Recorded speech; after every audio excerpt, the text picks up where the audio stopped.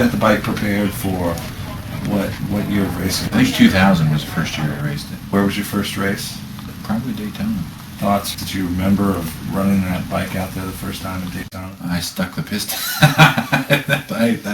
I just ran it hard and stuck the piston in it and seized the motor up and melted ground the lobe of the cam down a bit.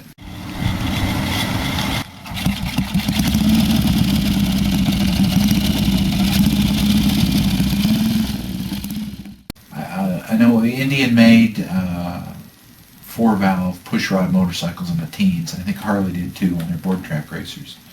Triumph made a Ricardo model, and I think all of those had a single pushrod and then sort of a single rocker arm that had 2 ears that opened the 2 valves. And that's the way the intake valves are on this later Rudge, on what they call a semi-radial head. Or what does that mean? It means that the intake valves are parallel and the exhaust valves are radially disposed, sort of at the 4 points of the compass, but in this case it'd be 2 points of the compass, north. And the parallel intake valves are fed by a single carburetor, so on a single port, so it kind of goes in a Y's into the 2 valves. And then the exhaust each have separate pipes. Rudge is kind of unusual that they went, for a full radial. They wanted to do a hemispherical head, and they decided to put the valves as close as they could to the 4 points of the compass, evenly spaced around the cylinder head. And that's the way the exhaust valves are.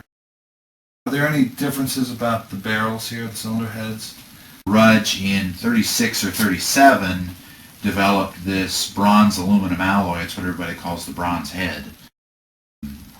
And that was the best they had at the time. By 39 they had a full aluminum cylinder head in really exactly the same piece. It's exactly the same casting, if you will, but in a different material. They had gotten the metallurgy right on the aluminum alloy. And those are extremely rare.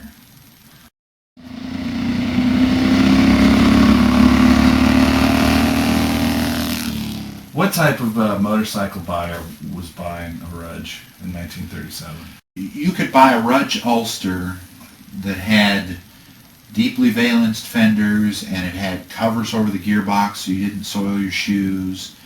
Lever to, so that you'd get off the bike and pull the lever up and that would put it on its center stand. It had coupled brakes so you could apply just the brake pedal and it would apply both the front and rear brakes, and you could still order that in a motorcycle that was capable of 100 mile an hour. I mean, a Rudge was an expensive motorcycle in